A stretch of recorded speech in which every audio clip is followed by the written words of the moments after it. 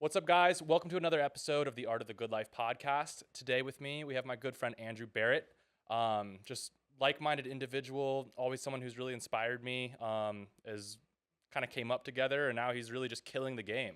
So had to Thank bring you. him I on here, appreciate pick that. your brain, let these people in on a little bit of knowledge on how you're being so successful right now and what it takes. I don't know about all of that, but we're giving out the secret sauce today. So make sure you watch all the way through. Get him that good retention. That's what I'm talking about. And let's do it.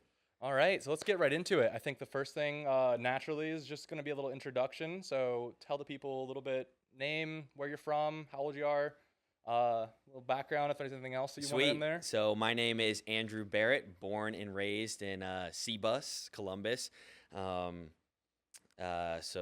what'd you all ask? You said. Yeah, so where you born, how old are you? All right, Where'd you we'll go just to get we'll school? just give a little intro. So, basically, my name's Andrew. For those of you who don't know me, I currently do content marketing. So, started out way back in high school. Started out doing a lot of music videos, stuff like that. So, had no idea really what I wanted to do. It was more of saw people on YouTube, traveling and filming. I'm like, dude, if I could have this as a job, this would be the sickest thing ever. Right? And so it was like, okay, I got to find a way to be able to do this. So I posted on Fiverr, where everyone usually, the creative space kind of starts. It's like, I'll edit your video for $5. And literally $5 at the time, I was like, the first person to kind of do that, I was like, oh my gosh, I'm actually getting paid. And so people kept coming back with music videos. So I wanted to kind of do like travel videos, but at the time I didn't really know what I was doing. So it was like, what people really needed was that editing for music videos, and especially Right. they were looking on Fiverr. So started out doing gigs on Fiverr, would, do a gig for $5 and then, raise my rates to $10, 15. And then I remember there was this one guy, he's tipped me like $60.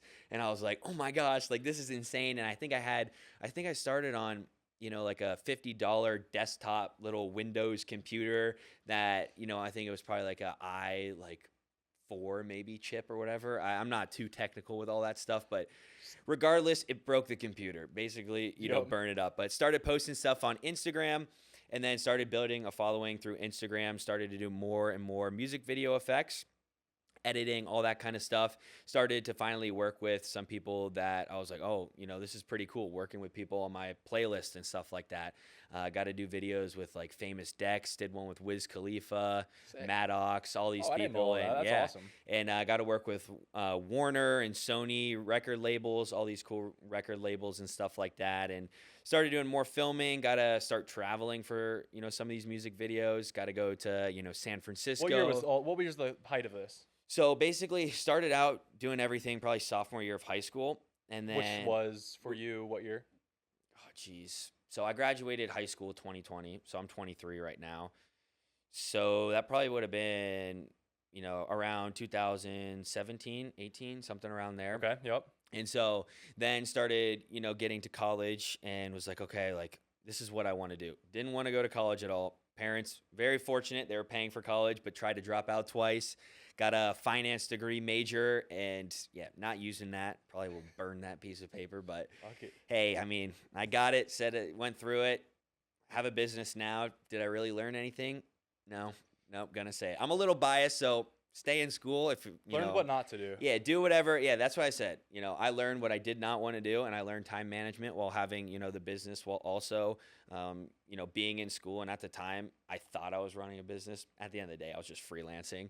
And so started doing more and more music videos to, sophomore, junior year of college, was taking it a little bit more serious. And at that point, it's like, after college, like, this is what I'm going to do. Like, this is Music videos. yeah. Or I was more of just like, I wanted to have my own business, wanted to do videos. And I was like, I want to make this thing, my career. And so I got to kind of a point where, it was great doing music videos. I love filming music videos. I love the creative aspect. I love the artists that I kind of worked with. But it was at a point of like, I'm still chump change to a lot of these people. You work with these labels and stuff, and dude, you're just the editor, you're just the director, and Cameraman. yeah, you're just a cameraman. Exactly. Hey, cameraman. Like you're like, oh, let's see how cheap we can get a cameraman, and Right. if not, we'll use somebody else, and we'll just use that same idea you came up with. Kind of So, replaceable. exactly. And so I was like, dude, if I want to support my family and like support myself with this, I'm gonna have to kind of pivot here. So basically, I kind of made a pivot a year and a half, 2 years ago to more of the corporate space. So getting more into the marketing side of videos. And so started combining those together to started working with a lot of realtors and a lot of more businesses. So now that's kind of what I do, working with service-based businesses, doing content marketing for videos, ads, and then consulting, kind of compiling it all into one. And doing it now, love it, learned so much. At the time, like I said, you're a videographer, you always think you have a business. Like, yeah, I had an LLC, but at the end of the day, I had no idea about, sales, marketing, operations, all these different kind of things. Right. And I was a one-man, band, one-man show, whatever, doing it all on my own, and started to realize, like, there's so much more to, if I wanted to make this into, a bigger business and, start taking over some of the areas of marketing and content, like, I got to figure out more of these business kind of aspects of it, and got thrown into the fire, kind of had to learn it all at once. And, ever since, yes, it's been stressful. Yes, there's been so much anxiety, like we talked about before, of just like clients and deliverable, all these different kind of stuff, but learning a ton, being able to, building kind of the skill sets, I guess, to be that person, to be able to, make all of these these monthly revenue goals and stuff like that. And just been cooking away and just taking action every day and sticking to it. And that's the biggest thing, like constantly doing something every day. I think it's been about 7 years or so working in the creative space of filming this stuff to bring to a point of where I am now. And it's been a long journey. Did I think I'd be here now? But when was the last time you held a traditional job? Probably my freshman year of high school. So I was, what was it? I was Murfield golf course grounds crew. Okay, I wasn't that's even not a terrible job. Oh, it was horrible. Oh, was I was okay. We were cleaning out the creeks, weed whacking for 8 hours straight. Like, we were literally getting paid, I think, $10 an hour, and then they would take tax out of that too. So we weren't even 18 yet. We weren't even allowed working more than 8 hours. And I mean, but they used those 8 hours. They used them up. So we were like cleaning out the creeks, waking up early for, the Memorial Tournament, like at 3 a.m. And one of those days I was driving. I know this is a little off topic, but I was driving to work, got a ticket at like 3 a.m, driving to work. And I think that was kind of the realization of like, no, I'm not working for anyone. This is stupid, So that was kind of the turning point. You're there like, was there's a few of them, but like, just, yeah. And also, like, I was working that job and I'm like, I'm a good worker. If somebody tells me what to do, I'm not prideful and stubborn enough to be like, oh, I'm not doing it my way kind of thing. But I realized I'm like, I don't want to work for anyone else. I want to be my own boss. I want to have my own freedom. I want to, do things on my own and kind of create something too. I guess that's another thing. I always wanted to be kind of an engineer, but like the physics and all that stuff kind of was like, I don't want to do that. But like, what I see as business basically is as being an engineer. You have these problems in your business, and then, all right, find creative ways to solve that. And so tweaking different things like that, I found a huge love for, and just entrepreneurship. And, that's basically what it is. So, no, I definitely feel that. I feel like I feel the same way about running a business, and it's like fun because you get to like solve problems and do a bunch of different stuff and like figure out like, if I twist this lever, like how is that going to affect my clientele on this end. So yeah, and it's kind of it's the problems you solve makes you more and more money. The better you get at it, and the like, more obviously, money you make. Money isn't everything, but like, it is pretty fun. You change something in your model or change something in your offer, and then you start seeing all this money come in, and it's like, okay, like you fix these problems, and the bigger the problems you solve, the more money kind of comes in, which is really cool. And once you get good at it, obviously you can start doing it for yourself. And exactly, at least for this thing, it seems like you're killing in that aspect. Okay, so last topic, when we're talking about kind of your old style of video, and your turning point of coming to know what you do now. So is there like a certain thing that happened in your life that like made you realize you're like, okay, I can't keep doing this? Like, obviously you said you were working with like Wiz Khalifa and Famous Dex. Like, that sounds pretty cool. Like, probably a lot of people would be like, wow, I've made it to the top. Like, sounds like when you were doing that, you were kind of like, wow, like I need to do something else. It was like, oh my God, like, you get all these people, like, it was crazy, like Maddox and stuff. Like, I had his number and we would text back and forth, like, about, video revisions or cover art, that kind of thing, which was sweet. And wait, is Maddox like Juggalo? You remember that little kid with the fidget spinner? Oh, Maddox, like the new age like internet rapper kind of kid. Yeah, he's got like a long hair. Yeah. It's like, what's the song? It's like Maddox in the building. Okay, that song. I don't know who and that so It was really cool. It all hit me of like, and I actually did a video with Lucky, which was pretty crazy. That was a really cool one. That's pretty cool. It never got posted, so I ended up doing all that work, and I don't know why they didn't post it. It was super sick. I think Lone Wolf actually filmed it, which was crazy because that was kind of a lot of my inspiration of a lot of the editing and stuff I used to do. So that was cool, and a lot of it was probably like, I was kind of new to all of it, and I was kind of on that train of that exposure train, that classic of, Mhm. Oh, you'll get paid this, but like you're working with this person. And I had done that, a certain amount of times where I'm like, what is that? What does this even mean? Yes, I had a video with so and so, but like at the end of the day, is that paying my bills? At the end of the day, is that going to support my Exposure doesn't family? pay anything. Yeah. And I love doing it. I love the creative aspect of it. And that was something I missed of like now moving into more of, corporate marketing and helping Mhm. companies get business opposed to, the creative making a really cool video. My big thing was like, yes, it really stinks that I'm getting away from that, but it was also like I can do that still creative work on my own in my free For time. yourself. Exactly. Like what if I, make all of, make a successful business, make enough money where I could support myself, and then I have that free time to do creative work that I like for myself. Exactly. And so I Yep. still get that creative fix without, having to do it and like I have more freedom. It's my own stuff, and I still can have that with the freedom of, having a business. So Mhm. that was kind of the process of like, okay, I think I need to make kind of a pivot here. And I guess, well, I kind of missed out. So it went from music videos and then started editing tutorials with YouTube and started selling my digital products, stuff like that. Oh wait, okay.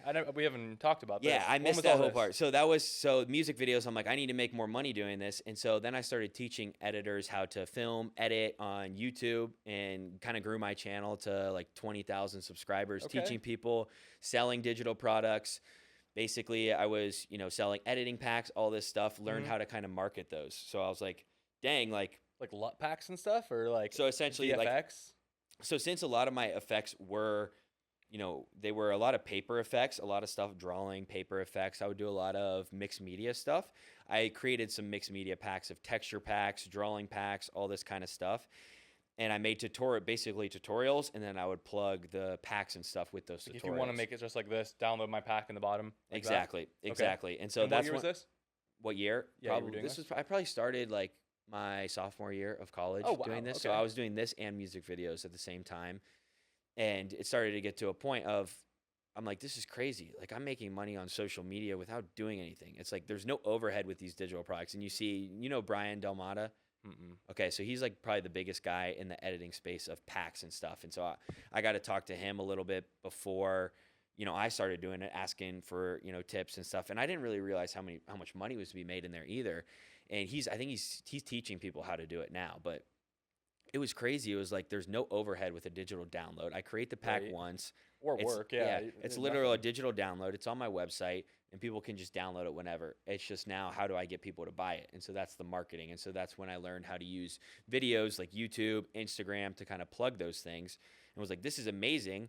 Like, I could do this for other people and make them money, but it's like to do that with other editors and filmers, they're not usually making that much money. So they're not willing to pay that much money. Right. So then it was like, where do I apply this? And so that went into more of the business space. So applying the same, kind of social media funnel that I learned, and applying that to, businesses like realtors or all these other kind of businesses. And then, after time, you kind of tweak what you do with the marketing and stuff like that. But that's kind of what got me into the actual marketing space with videos.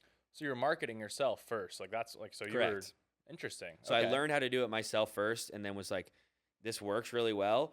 I could probably get paid a lot of money to do this for other people. And so that's how I got into more of the corporate space. And how come you wanted to do that versus go and trying to like stick with selling more LUT packs? Like, did you reach a barrier? Did you reach some kind of plateau in that area? I could of, have like, easily done that for sure. But, like in all transparency, you see all these YouTube videos. It's like social media marketing agency and, 10K a month, 20K a month. And I probably got, dragged into that a little bit of like, oh my gosh, like, because as like a creative and stuff, it's like, you're making more than $5,000 a month. Like, oh yeah, this is sweet. 10K a month. Like, that's crazy. Like you're really good. You're either charging a lot or doing something right if you're a creative, kind of making, Right. 10K plus those kind of things. And I was probably pulled into a little bit of that, and I had already seen it work for myself. And so it was like, I could charge a lot for just a bunch of different businesses to kind Just of seem more implement this. scalable, Yeah. seem more reasonable to be able to like actually make 20K Yeah. a month selling content marketing packages versus LUTs. And I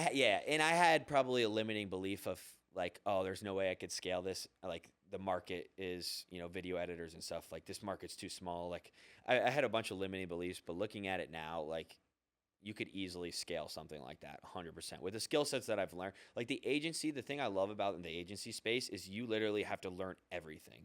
You learn sales, marketing, operations. You get thrown into all of this. It's you doing all of it at once. Right. And then once you start doing all these things, then you can start hiring out and start getting people in there to help with these things. But you learn all the aspects of a business. And that's the beautiful thing of it is like, even if I don't do, a marketing agency for the rest of my life, like, dude, I could literally go into a business, look at their marketing operations, their SOPs, their standard operating procedures, look at all these things and be like, hey, we can optimize this. Companies, say it's, a roofing company or whatever, like, oh, this company has horrible marketing. Let's tweak these. And so if you know all these skills, then, you could literally apply that to so many places. And that's why I really find such value in kind of creating an agency is Right. you literally get thrown in the fire. And not a lot of people say they love, having an agency, but you learn so much and you get thrown in that fire and you're like, all right, figure it out. That's why I love it. Right. Marketing is kind of the bread and butter of a business. That so too. it's like if you are the marketing guy, like doesn't matter what business you are or what you're doing. Exactly. you And should be able to grow it. like the editing packs and stuff, this is probably not going to happen, but like people talk about AI and stuff taking over the whole thing. Marketing, there's always going to be a place for marketing. Every business. We say that now with the level that AI's at. So like we'll see how it continues to That's grow what I'm and saying, and- what jobs it takes. But And I use AI for my agency, it's like. well, even just consulting. That, like, yeah. You can't really consult AI with Yeah, like, your exactly. business because like it doesn't have. And it's like using it as a tool, which is the big thing. And I know a lot of people talk about it, but marketing's always going to be around. If everyone's using AI to market, everyone's going to be the same. Right. And How do you market stand out now? Exactly. And you see Used all to these be- goofy marketing campaigns all the time, and chances are AI is probably not going to be able to create something. 3 years ago, Who people knows, though? People I were say- standing out with really good copy because they had AI writing it, and now it's like you look like you have AI writing your copy, and everybody knows what that is. So it's like Or the AI editing now. Everyone's like, AI's taking over editing, and I could see all the people who use AI for editing. It looks, right. You got the classic big font, with the stroke and the emojis, and it's like, dude, this looks horrible. Right, literally, it just looks awful. Yeah. And maybe it's just because you've seen so much of it, and it's That like, all too. right, this And is I'm way co- oversaturated. And I'm from a creative space too, where this isn't catching my attention. Exactly, I'm and not just gonna watch this. I know how to do all of that stuff, or like editing and adding everything, and I just look at it and I'm like, ugh, that's Same ugh, way, 100%. as a creative. But yeah, Yeah, you need to have kind of a lot going on. There's a lot more that goes into a video than just throwing some text on it. oh Like, yeah, the- oh yeah, It's what I'm learning in the past 10 days is like, and actually to get retention today's day and world, you got to be up there. Like, You gotta I mean, think- it's a attention recession is what we're in. You know what I mean? oh yeah. So The beautiful thing too, which is kind of crazy, I know there's been kind of a trend of just like the raw stuff too that people are really liking. They get all this stuff blasted at them, attention, hooks, all this stuff, and now people are like kind of like, a little sick of that. And so the raw cut stuff, like that's why probably all these podcast clips are blowing up too. that's what it is. There's so much podcasting's success going with crazy podcast. Yeah, recently. and like you don't need anything crazy. I see that fly. get it. And you don't need anything crazy. You just need some captions on it and the podcast setup, and some of those clips people absolutely love. Right? That's the idea here. Hopefully we'll get some good clips out of this for both you and me. So I'm hoping so. That's Hell what yeah. I'm hoping so. Give me a follow. Keep dropping some knowledge. All right, so obviously you're killing it right now. Well, I don't know if it's obvious or if you feel like you're killing it, but from my perspective, Never seems feel like like I'm seems like you're killing doing a great job. Seems like you're growing rapidly. Seems like the stuff you're doing is paying off, and the ads that I'm seeing that you're putting out are really high quality and pushing me to make myself want to do a little better. Appreciate that. So flowers to you. Thank you. And then I guess based off of where you are right now, obviously you've only been doing this method of stuff for about a year and a half. And you're still in the very beginning, which is Oh, yeah. exciting. So, which leads me to my next question, which will be, where do you see yourself in 5 years? And then also, where do you see yourself in 10 years? That's a good question. So I've never been the guy to kind of be, write out my goals and all these things. Like I know people do like yearly goals or 5-year goals and 10-year goals. And I guess the big thing with me is not really seeing where I'm at it's just more of focusing on every single day, just doing I like that. doing something every single day. And that's the biggest thing I've learned is the consistency compounds. It's like, can I predict where I'm going to be in 5 years? Absolutely not. 10 years, that's even farther. I have no idea. I could say all these things, but it's going to get scrapped. Like looking past that, the last 10 years of my life, I would never be able to predict where I'm at now.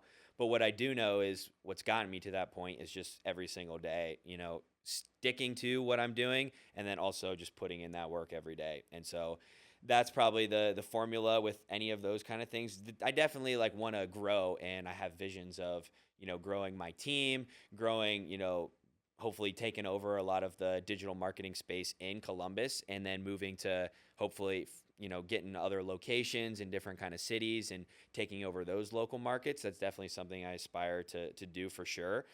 But I think the biggest thing that helps me all the time is just like one foot in front of the other. It's like I could look at this huge goal all the way out in the future, but it looks so big and overwhelming. But what I can control is what's my next day look like, Right. And just taking one step at a time. And after a while, I look up and realize, yeah, hey, I'm already halfway there, And so that's kind of my answer, I guess, to that question. Okay.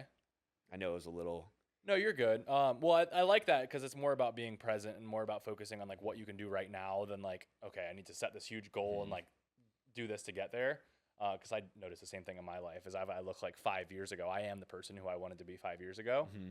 But if I would have awesome. told you love 5 years ago who I'm going to be, my idea, I would have told you multi-millionaire, driving a Lamborghini.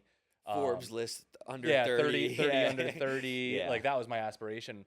And I think now, I mean, being who I am now, you realize that like the things that you think of yourself in the future are true in a sense and also like completely wrong in a sense. Yeah. Because what I thought that I would just value money. I thought that like I just wanted to create a business that's going to make me a lot of money, and that once I have all that money, that my life is going to be good. Mm-hmm. And what I've come to grow to believe or really understand this year is that money doesn't solve my problems, and that at the end of the day, I could be making a ton of money. And what I've gone through like time and time again after kind of scaling and realizing what's wrong with my business and starting from the ground one again is that the money is a byproduct of the passion. And that if you're not passionate about it, even if you're making a ton of money, your life sucks. Oh yeah. And if you're doing something that you don't actually like get excited to wake up and be like, I'm going to go do this. Like, even if you're making 20K a month, like what is, somebody just had a podcast on here and it was a Bible quote and they said, what is man with like all the riches if he loses his own soul? And like that spoke to me on such a deep level because like that's just such the reality of my life. As I always think of myself, like I want all of these things. I want all of this like monetary value. I want all of this like these items and like these accolades. But what I realize coming into it is like the things that are really, really actually make me feel good and make me feel like I've lived a valuable life is stuff like this, is like personal connection, is inspiring people, is being inspired, is having people like tell me that I changed their life, is having people tell me that I changed their day. So the money I'm realizing is like so much less of my driving factor in what I do than it is like what I actually want to do.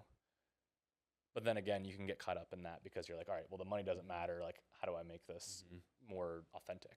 Dude, I love that. Like, clip that. Whoever's if you're editing it or someone else, Opus, clip that. Yeah, Opus, clip that.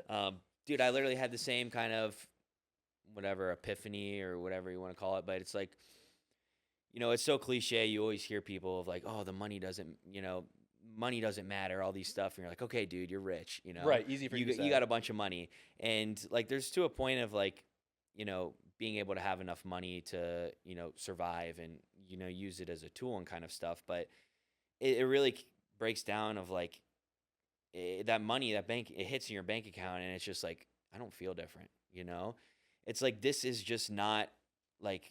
If anything, feel worse. Almost, yeah, it's almost like, like feel like you have like an obligation to like spend it or like and then go make more too. Right. And it's this ongoing cycle of like more and more and more. And it's like, if you really think about it, like what do I really enjoy? And like literally a few days ago, got to meet with a company they're called Cilantro. You know, it's a Latin American restaurant, and we had a meeting and stuff. But then after, they came out and like gave me all of this Latin food that I've never tried before, and it was like the best food I've ever had. And like got to just talk to them, and I'm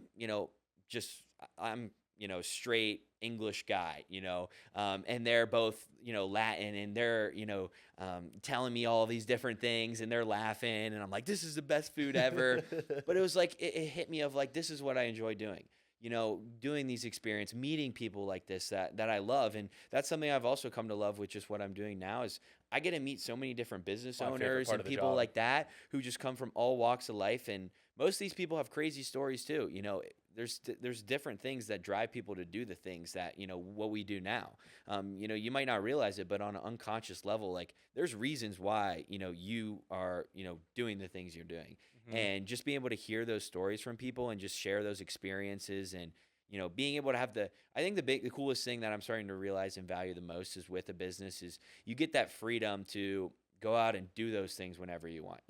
If your buddies and another state or whatever, you have the ability to take off 2-3 days and go visit them and have that experience. And so that's what I'm valuing a lot more is like just how many more experiences and things can I stack on top of each other and just to start cranking out on my early years of like life. And so I'm on the same aspect of like, yes, it's easy to think about all money when you don't have it, but once you start getting it, it's like, and like not to say we're these huge wealthy Forbes people, like by no means at all, Right. just enough to get by. And so yeah, my perspective completely has changed on the whole thing. And, I want to be able to, some of my team, send them a $1,000 bonus, Right. and make their day. I have some people who are on my team who are, overseas. I want to get them all the way here, or I want to go visit them in the Philippines or wherever and be able to,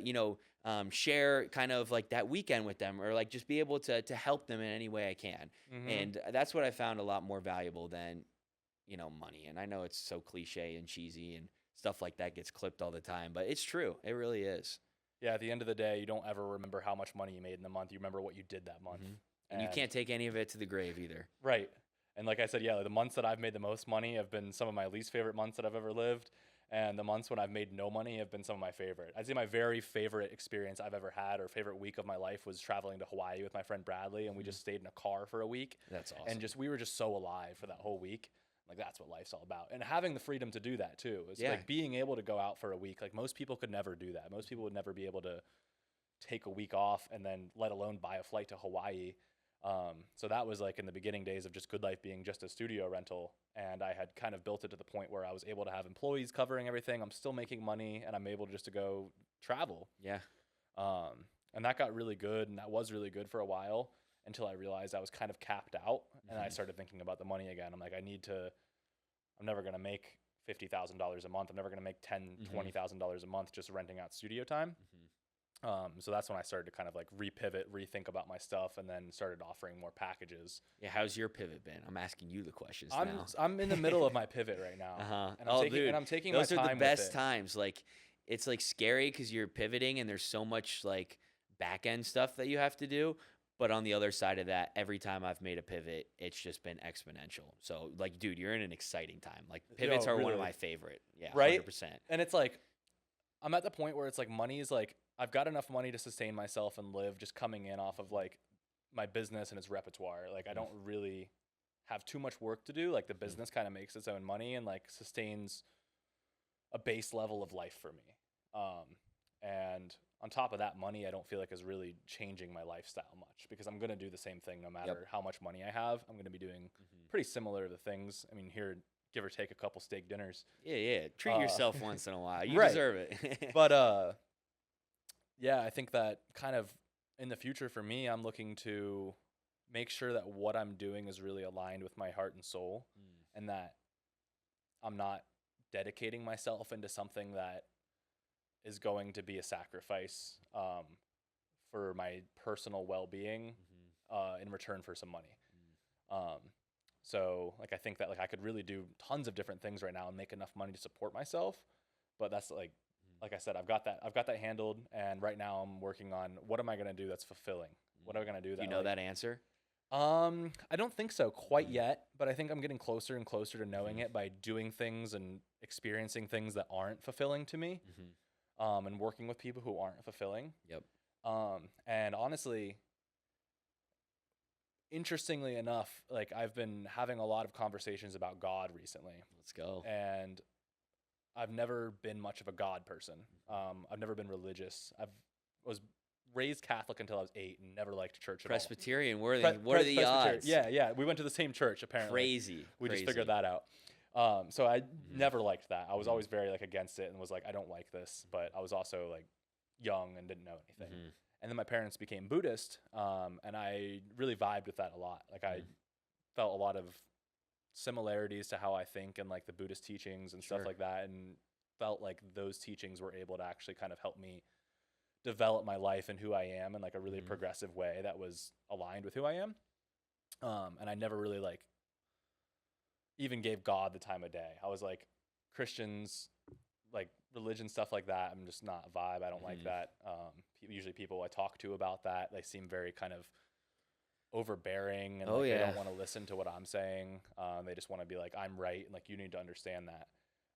So I've never vibed with it, Mhm. but recently I've just been having conversations with better people. Shout out Daniel Kelly. I mean, I think Let's I've had go. some The dog. really good DK. conversations with him. Yeah.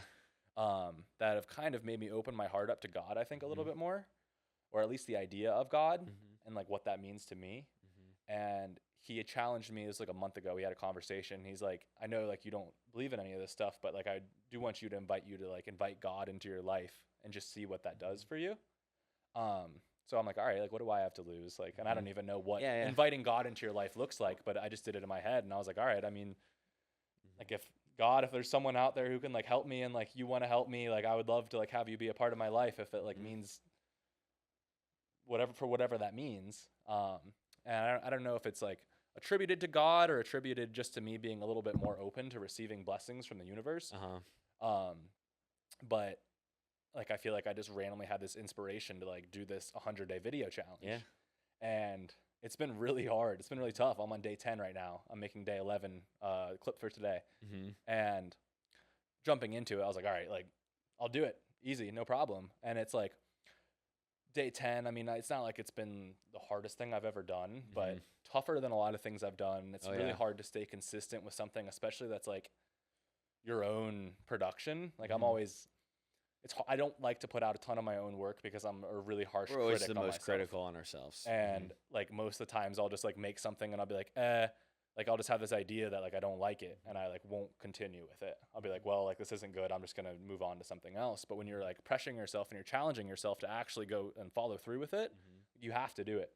Mhm. So it pushes you past like that mental Oh, yeah. barrier and like those limits of like, oh, like this isn't good enough, and just Mhm. like put it out. So I think that's got a lot to do with my pivot right now Mhm. and kind of the trajectory of where I'm about to go. And it's teaching me a lot about my own self. So I think just for the next 3 months, I'm just going to dedicate my life to myself and my own passion and creativity and just see where that gets me. And I really Dude. don't know where it will, but I'm just going to trust God that Dude, that's a beautiful where I'm going thing. is going to Like, be where I need to be.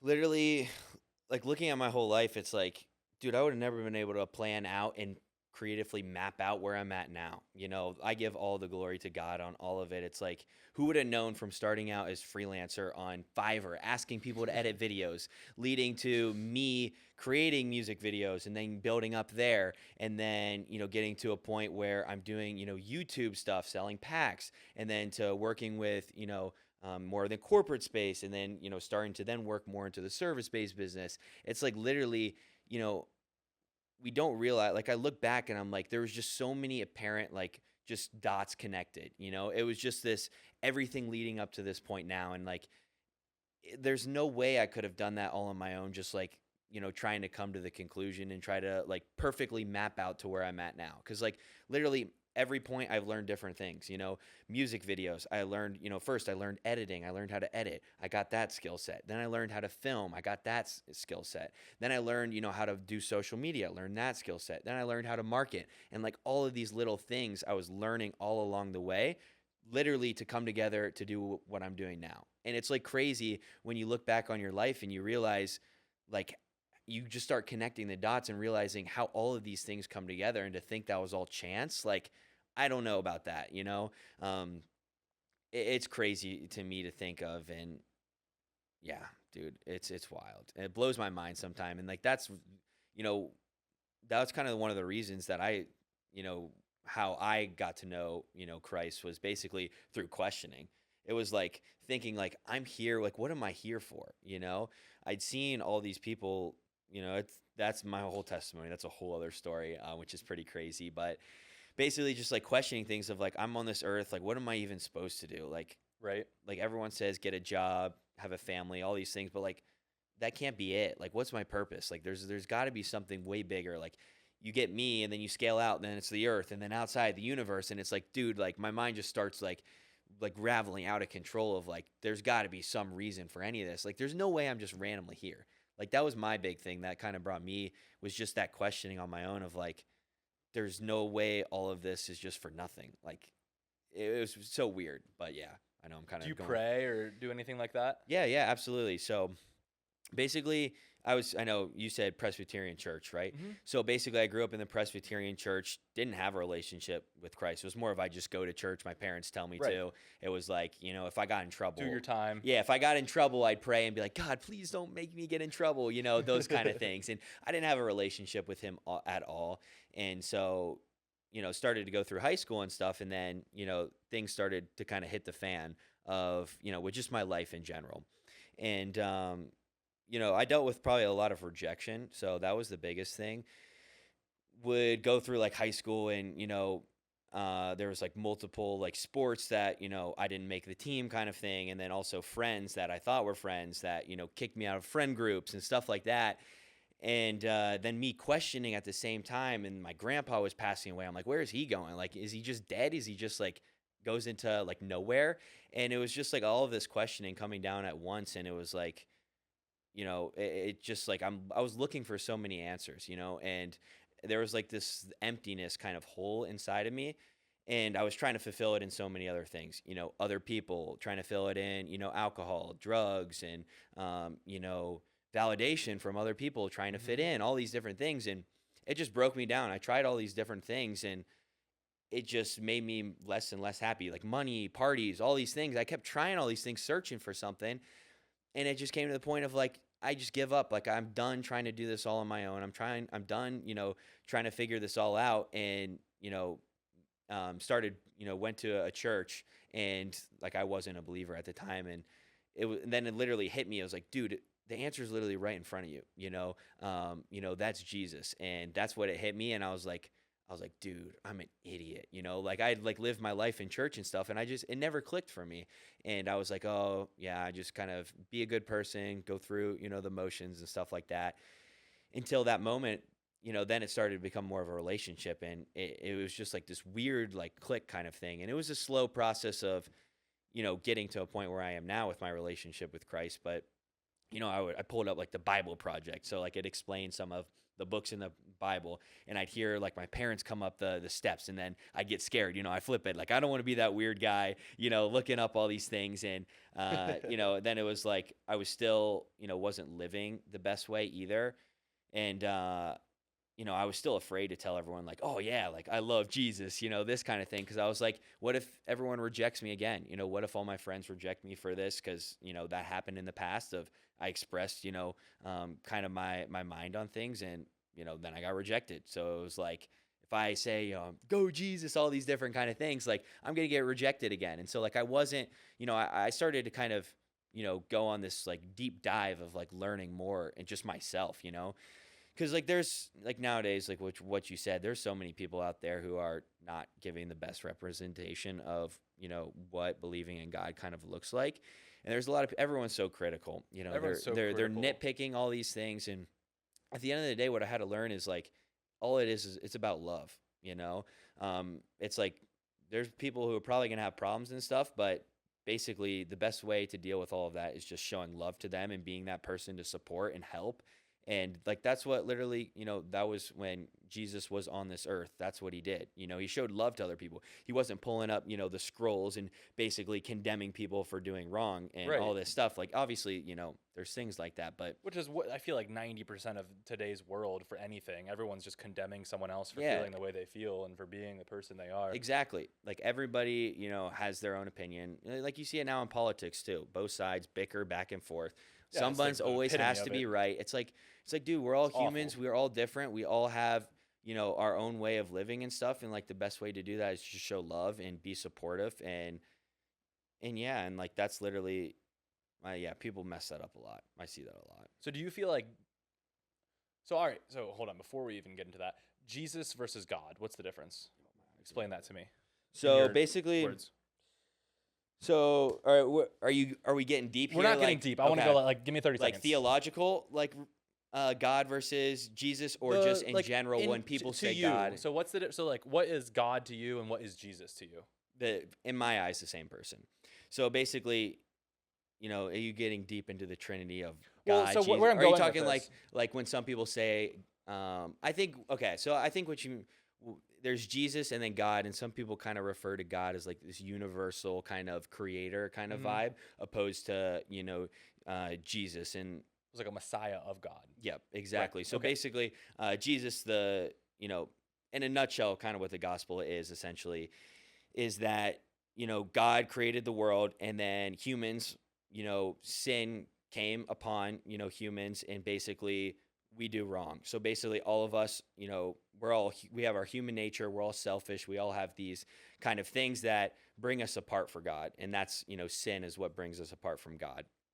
And so all of that sin is, people doing bad things like, being mean to other people. Sorry, what's this in Newark?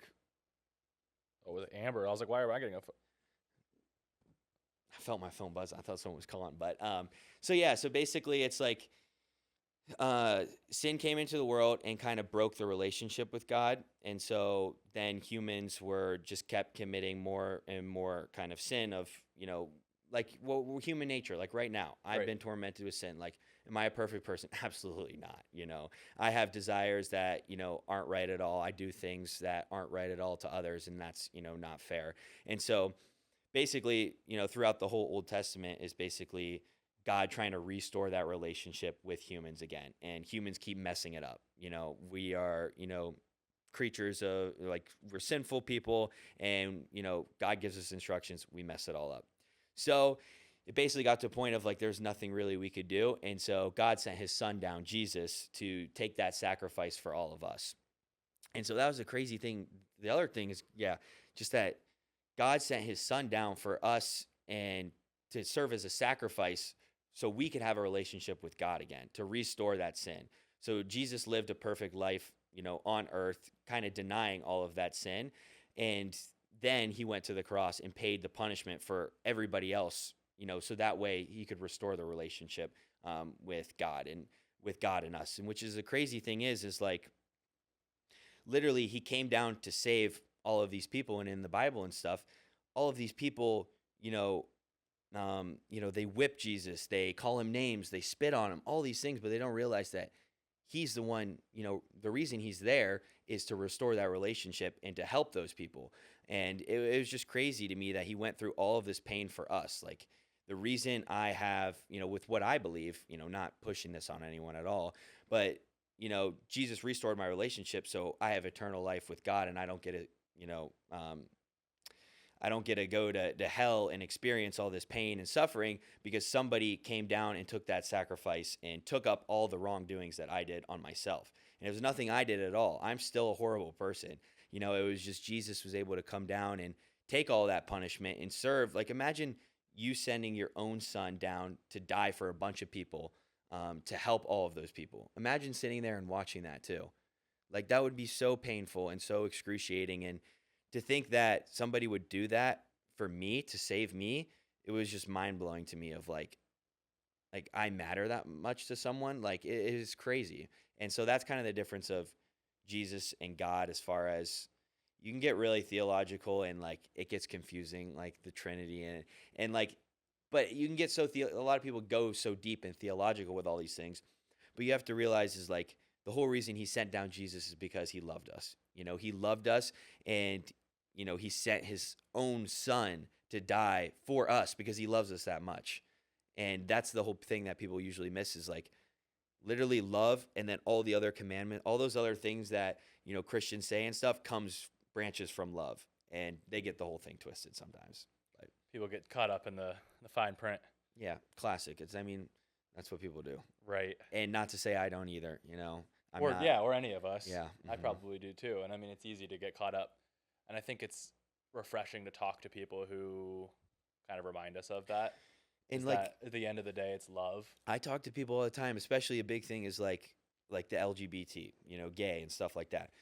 There's some people like, oh my gosh, like you're gay, and like obviously, that's a whole other thing. And I don't, I'm not gonna support somebody and like being gay, but I'm not gonna hate them. Like I'm gonna love them. Like like I have plenty of problems. What I view as like, gay. They classify that as being a sin.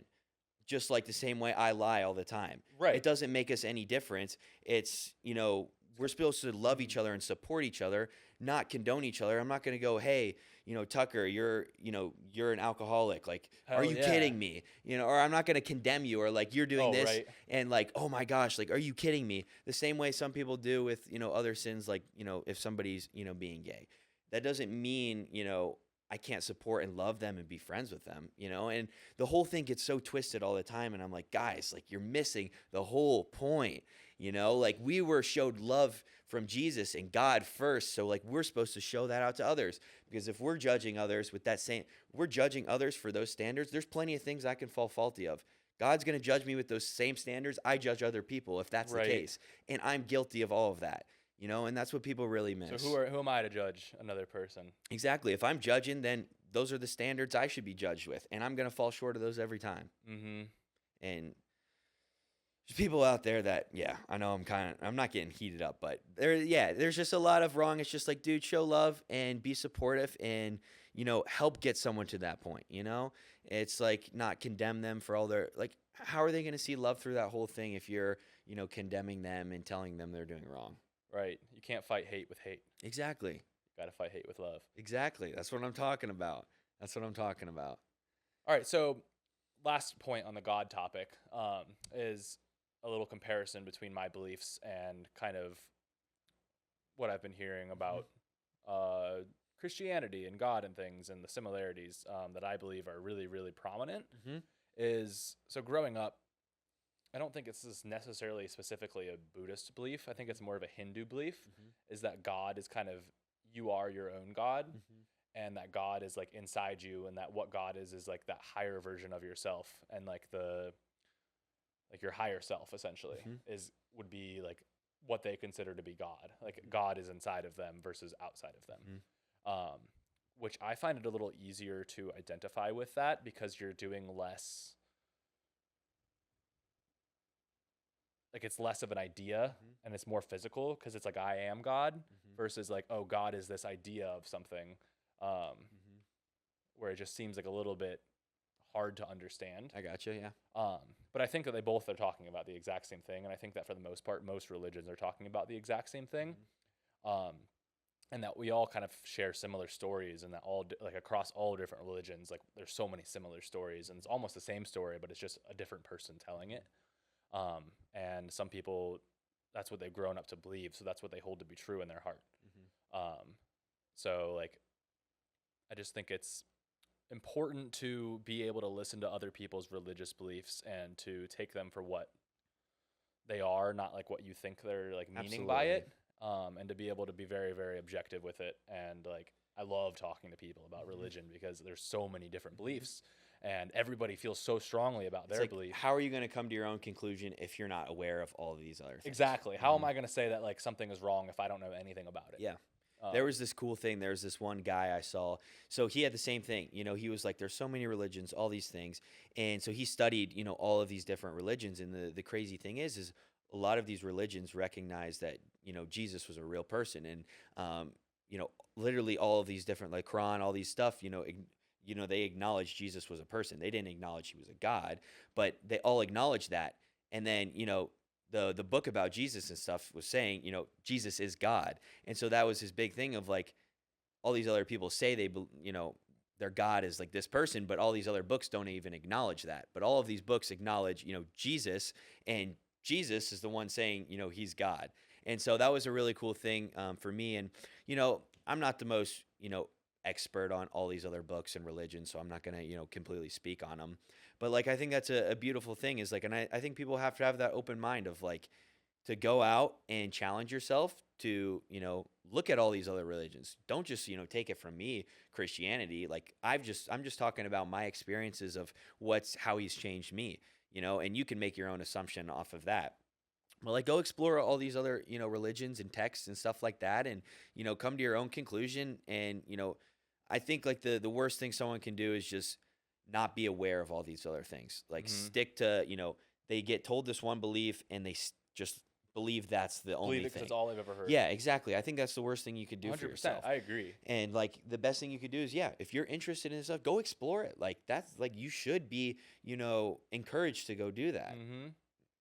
That's like even outside of religion, just with life. Yeah. Like like you're never gonna know if you love something. That's what I hate or about if you even- politics. if you even vibe with something until you actually go there. Like that's why I love traveling so much. Yeah. It's like traveling. It's like you could stay in Ohio all your Mhm. life and think that you have the best life ever until you travel to some of these places and you're like, wow, like I didn't know the culture was like that there. Wow, I didn't know the weather was like that there. Like wow, like I never like this has never even been something that's been in my reality, and Yeah. I never even knew it existed. So That's what like politics. You go out and experience. You go to Fox News, you see one story, and people just listen to all of that, and then they come up with their one belief. CNN or whatever, then they just listen to that. They come up with their one, and they're so boxed in. And like, I stay out of politics. I hate everyone just bickers back and forth, all this different kind of stuff.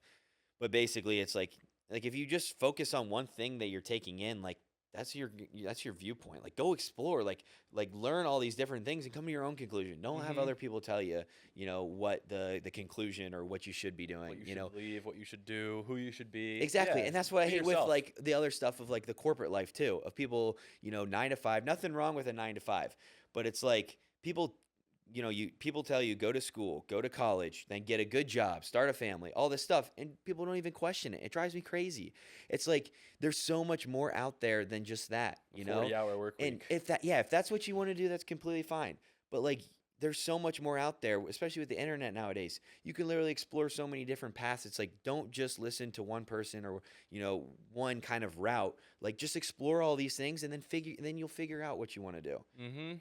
And that's The things that you don't like will teach you more than the things that you did like. 100%. Right. Like I had an internship and I told, my boss, really cool guy, great internship, all this stuff. I was like, dude, the number one thing that I learned from this was what I don't want to do. I don't want to work for someone, Right. and that was the most powerful thing that I could have learned in that. Well, I feel like, I mean, that's like such a reoccurring theme in just everything is like what's not in your life is so much more important than what is in your life. And people don't even think about the what's not in your life part. Like people are like, oh, like my dream life is this. When it's really like my dream life is not this. Yeah. It's like I don't want this to be a part of it, and like everything else falls into place naturally. But so all right, so aside from the God topic, I just want to get into a little bit more into your head and your the way you think and like what's helped you in your development as who you are. So I know for me personally, one thing that I can really attribute to what I feel like has been my own success has been listening to motivational podcasts and stuff at the gym. And it's a cliche as that sounds. I think that like carving out that time for myself to listen to really, really inspirational people who have really done big things and have changed a lot of people's lives and scaled huge businesses and like people who have done this stuff is hearing what they have to say and like the knowledge that they have has really, really helped me in my life. Because it gives me such a better standpoint off of like who to listen to. It's like, okay, should I listen to like my direct tribe of people who are telling me all of these different things, or should I go listen to somebody who is the top of their game and the top of their industry and is like putting out this value because they want to teach the world. And just doing that has put me on to just so many different ways of thinking, so many different ways of being, so many different ways of running my business that I never would have found without that.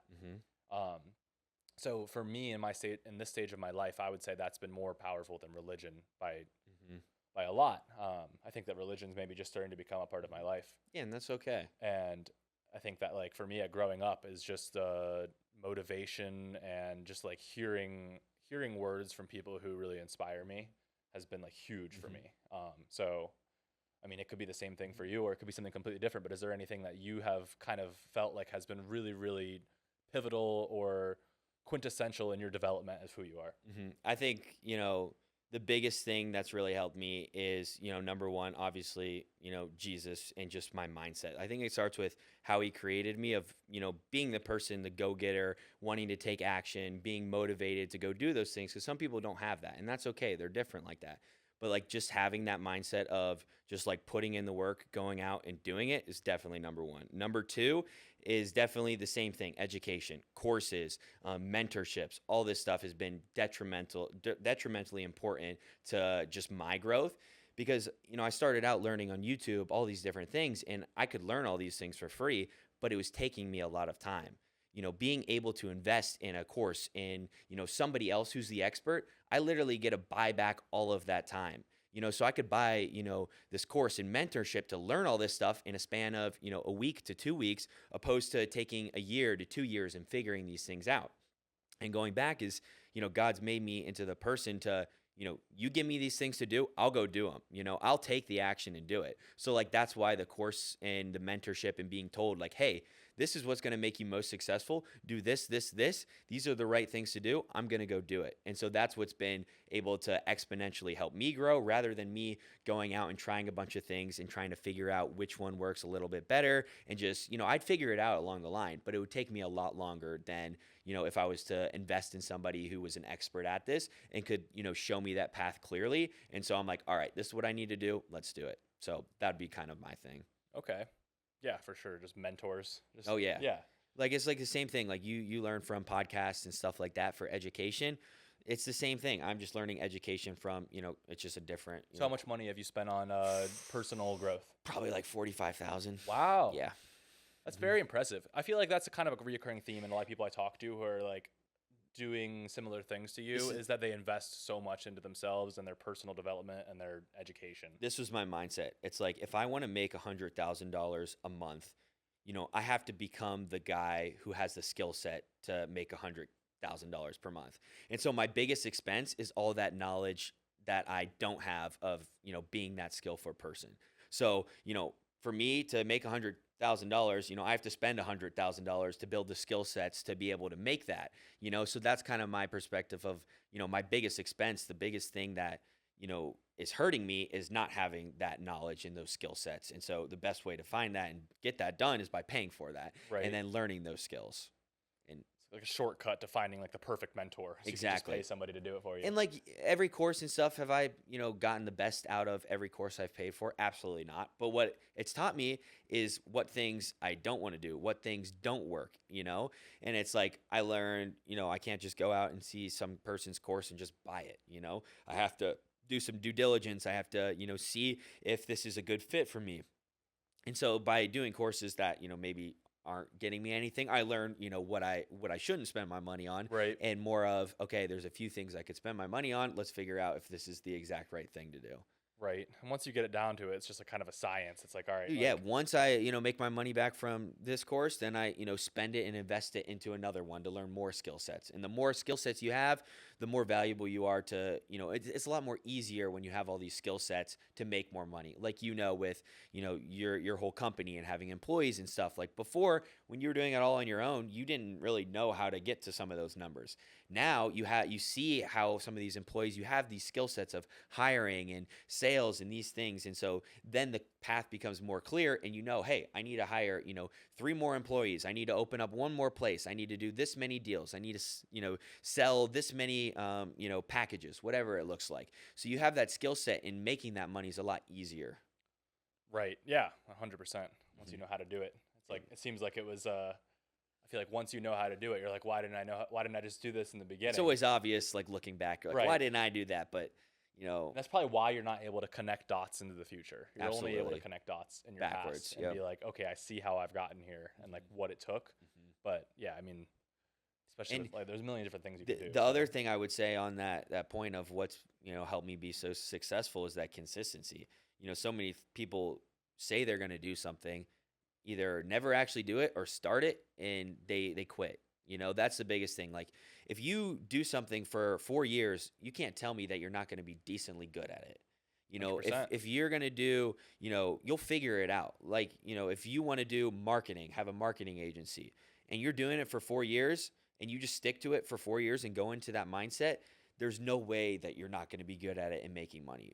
What's going to happen is, if you start working at it for 2-3 months, it's hard and you're not making that much money and you're like, okay, this other thing looks a lot better, like drop shipping or something like that. Then you go and start that. Then you start that learning curve all over again and you're switching from thing to thing. And like, you're never going to go anywhere with that. You Right. just have to stay consistent and days are going to suck. There's going to always be things. There's always going to be problems with your business. There's always going to be problems you see that you need to solve.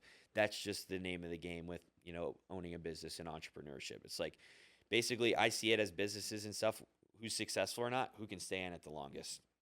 That's really what it comes down to. And like even when you think about like the greatest athletes on earth, like it's pretty easy to get to that 90th percentile. And it's like, and honestly still pretty easy to get to like that 95th percentile. But like in order to outpace the best in the game, it's who can endure it the most. Who can endure the most shit without breaking. Yep. Absolutely. And it's like, and if you're able to do that, then you are bound to win.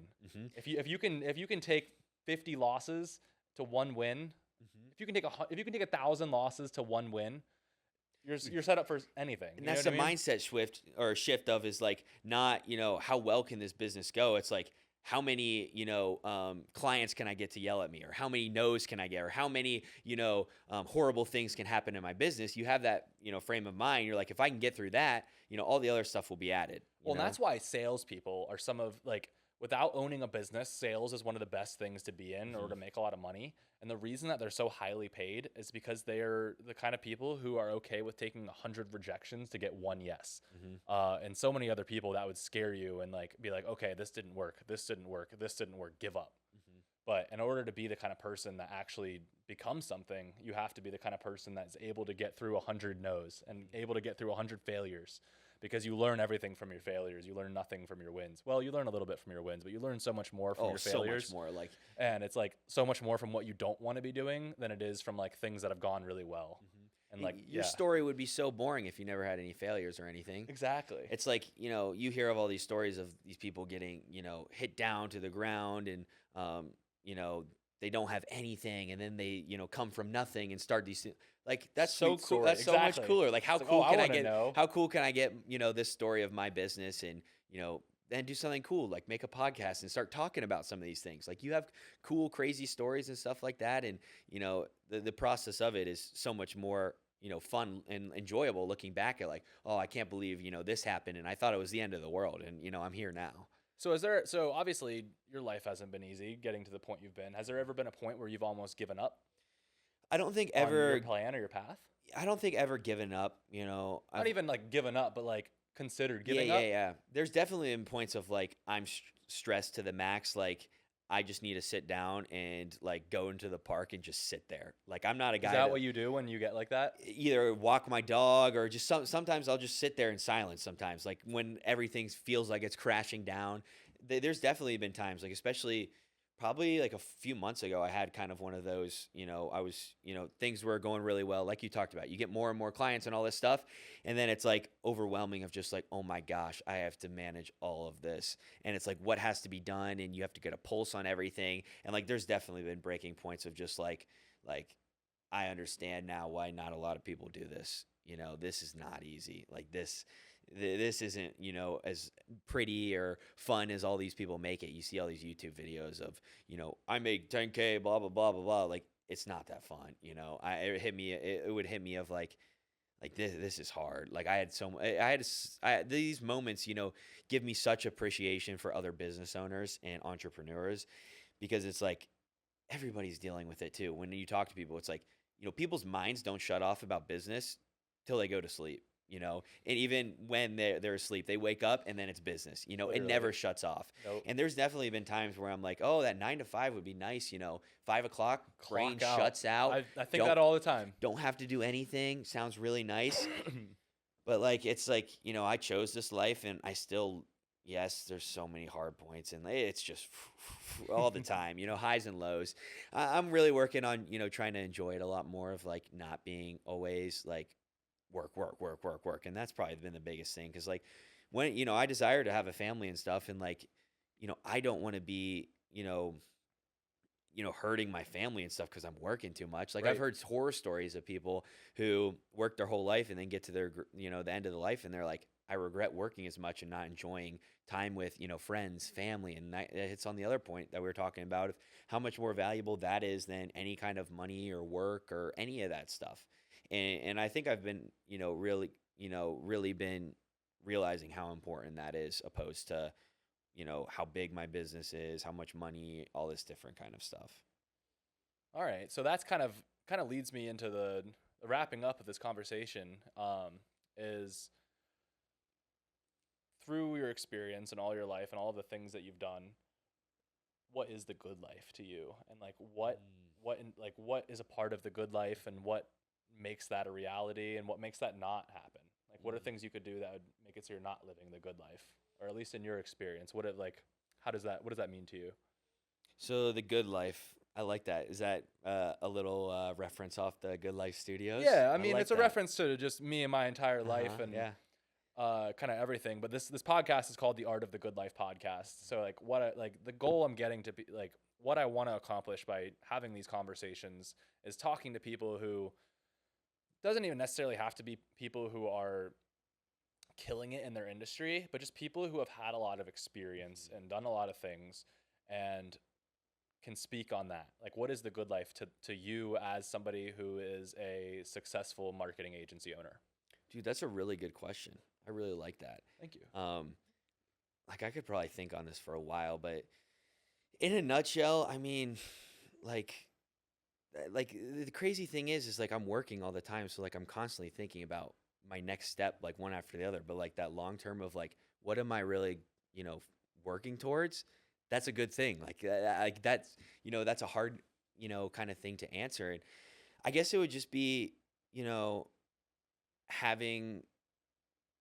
Oh man, dude, I really like this question. It makes you This think. caused me That's what we think. want to do. Yeah. Yeah, because it's like I should know this because like we all strive. Seems like a towards simple it. question, but Exactly. It's I think there's like, I think my mind thinks I know what the good life is, but when I get to that, I don't think it will be. mm-hmm. So that's the thing with like the whole money thing that had me realizing is like, I thought the good life would be, having all of this money. That's not it. Then it's like, if that wasn't it, what about, starting a family? That's not it. Like if money wasn't it, I'll probably have that same feeling of, when I get, my wife or whatever, if I ever do, that's probably not going to get me happiness. Then it's like, what about like a family, a kid? And like, yes, that might bring joy for a little bit, but that's not going to get me happiness. And so I think like just process elimination, you go through all these things in life. And I don't really think anything on this earth can really make me like happy and like sustain me. I think the only thing comes down to Jesus and God of, having that purpose and to look to something like that gives me a lot of hope of purpose to strive for. And like he obviously blesses with a bunch of things on this earth, like community and experiences and beautiful things like that I can really enjoy. But, say for a whole week, you're doing cool experiences every single day and like then a month every single day, like I would probably get sick of that, 100%. Same thing with like filming and stuff. I loved it, did it every day. I got sick of it. Mm-hmm. And so it comes to the question of, is there something, on this earth that will do that? Like I can do consistently. And, I don't know. And I think that's just where, I have to trust in Jesus and put my faith in there. And obviously faith is, believing in the unseen. And do I have doubts with that? Yeah, absolutely. I'm human. I have doubts all the time of like, what if I'm putting all my faith in this and it doesn't exist, And I always, I think it's good to have those questions too, because it then, deepens at least it's deepened my relationship, because I've had those moments all the time where like, dude, like what if I'm believing in something that I don't, know is actually real? Because I've never seen Jesus right in front of me. And like I have those doubts all the time. And I think it's just what gives me that joy and hope is just like Jesus and believing in that. And then, putting my whole mindset on that, and then everything else in life is just like a blessing.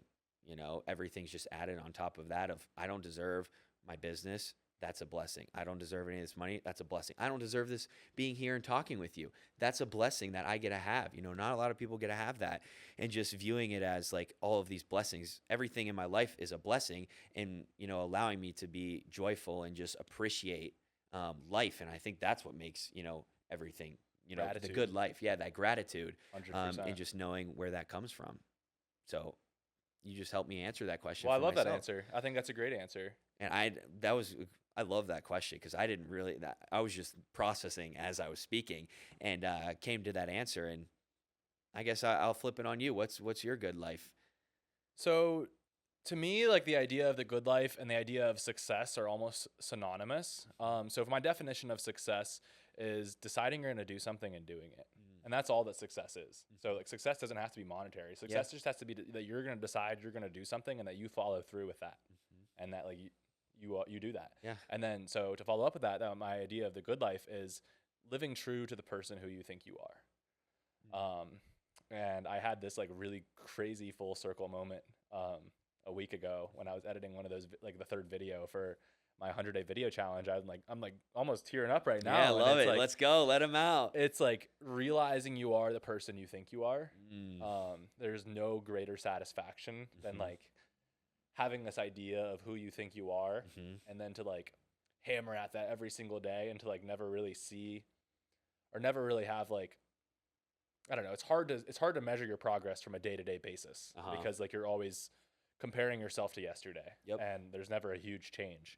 But it's super cool to like have something like be able to create a physical product or something that is arguably on the next level, and something that you wouldn't have been able to do and that you would have like wanted to be able to create 5 years ago. So for me, I was like creating these educational videos on like different, it was like lighting setup or something. It was a 3-point lighting video. Nice. And I was like, I saw that. I love that video. I was like watching it. I just randomly like broke down in tears. I'm like, it. yo, like I am the person who like I thought was like my idea of like who I would want to be in 5 years as a 20-year-old. So like that was just such a fulfilling moment in my life. Dude, I love that. And, literally, I had a similar moment to that, which is crazy. Oh, let's hear it. Yeah, so basically, like, I'm not sure if you saw on my Instagram, and dude, my eyes will start watering too thinking about this, because I mean, like, seeing you do that, like, dude, I can relate to that so heavily. Gosh, dude, we're freaking grown men in here. Breaking down in tears at the end of the podcast. Yeah, just like looking back, like, because we never look back, we're always looking forward, we're always looking for that next thing, and we're never, looking back and everything. And I recently this summer ran a 100-mile race, which was awesome, crazy in itself. It's like all in one time. 28 hours. Yep. Shoot. Yep. So that, dude, you keep dropping these bombs. That could have been something else. I didn't know you do these things. Yeah. And so like the crazy thing is, everyone asks, why are you running 100 miles? And I kept trying to think of this answer and stuff. And oh, dude, this is gonna get bad. They know you're gonna be doing this to me. But yeah, it's like I was asked. Everyone asked me that, and I really couldn't, pinpoint it. It's like I had this deep feeling, and to go and do this thing, and like determined, and never thought about quitting it. And I was like, why? Why am I doing this? Why am I gonna put my body through all this stuff? And I was out there, and you pass a ton of people all the time. And so I was asking some of these people, I'm like, why do you do what you do? Like, why are you doing this? And I realized, a lot of these things were really deep, reasons, and people unconsciously start doing things because of that. And, some guy was like, oh, I got bullied as a kid. And like, to prove to himself that, he was that person, like he would go out and do these things. And so I really thought about it, and it comes back to, high school and stuff, and like just all this rejection I had of like, getting rejected from different, sports clubs, getting rejected from sports teams, getting rejected from friend groups and other people and all of this stuff. And I realized that all of that came to a point where it was like, you know what, screw everyone else. I'm going to do this on my own and prove to myself that, I can, I am, worthy of this stuff. Like nobody needs to put value in myself. Like that comes from me. And so then I think that's why, I want to go out and do all these things is like be an entrepreneur, show people of like, dude, like prove to, that young, Yeah. just to prove to that young kid that, he does matter and like he doesn't need other people to, put that validation in himself. And so it's like I do the things I do now of like entrepreneurship and running 100 miles to prove to that little kid that he does matter and that he is successful and he is doing all these things. And it hit me, and dude, it just started to make me cry of like dang, I put in like all this hard work, and it comes back to like doing this all for myself. And now I'm at the point where I'm insanely confident with just who I am and the value I find in myself. And I don't need anyone else telling me that I matter anymore. And all of that stuff stems from all that deep stuff that happened in my past. And it took for asking that question of why for me to kind of come to that conclusion. Like you look back on these things and it's like dang, like like I've done a lot, and it's like super cool to take that moment to look back and see everything you've accomplished. And it's beautiful. And like I love that what you said, because I could relate to that so much. And like that was a recent kind of thing, but it's just wild. It's just wild. And I feel like the people like you get so stuck on like worrying about what other people think.